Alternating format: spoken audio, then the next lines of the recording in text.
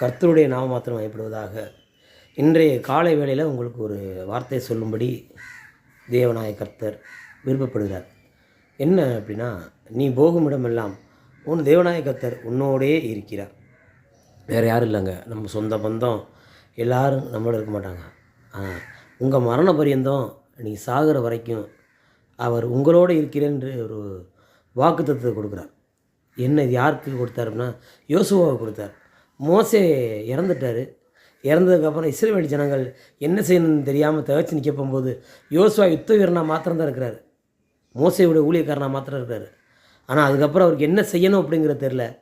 மோசேட்ட எப்படி ஒரு வார்த்தை கடந்து தேவனாய கர்த்தர்கிட்ட வந்ததோ அதே போல் யோசுவாவுக்கும் தேவனோட இடத்துலேருந்து வருகிறது. நீ போகும் இடமெல்லாம் நான் உன்னோடு இருக்கிறேன். அல்லேலூயா. அதிக யுத்தங்களை கண்ட ஒரு மனுஷன். இஸ்ரவேல் தேசத்துக்கு நாடுகளை பிரித்து கொடுத்த, தேசங்களை பங்கிட்டு கொடுத்த ஒரு மனுஷன். அல்லேலூயா. அந்த ஒரு வார்த்தையை பிடிச்சிக்கிட்டார் அவர். பழங்கொண்ட திறமனதாயிரு, உன் தேவனாய கர்த்தர் நீ போகும் இடமெல்லாம் உன்னோட கூட இருக்கிறார் அப்படிங்கிற வார்த்தையை அவர் திட்டம் தெளிவாக அவர் இருதயத்தில் விசுவசித்தார். இந்த நாட்களில் கூட நீங்களும் உங்களோட இருக்கிற தேவனை நம்புங்க, விசுவாசிங்க. ஆண்டவரே நீங்கள் என்னோட தான் இருக்கிறீங்க அப்படிங்கிற அவருக்கு முன்னாடி நீங்கள் அறிக்கைங்க. அவர் உங்களை விட்டு அவர் எங்கேயுமே போக மாட்டார். நீ யாராக வேணாலும் இருங்க, நீங்கள் எப்பேற்படவனாலும் இருங்க. ஏசப்பா உங்கள் பக்கத்தில் இருக்கிறாரு. உங்கள் பிரச்சனையெல்லாம் அவர் பார்த்துட்டு இருக்கிறாரு. என்னென்ன பிரச்சனை இருந்தாலும் ஏசப்பாட்ட வைங்க. உங்களுடைய பாரத்தை, உங்கள் கண்ணீரை, உங்கள் வேதனையை, உங்கள் துக்கத்தை அனைத்தையும் அவர்கிட்ட வைங்க.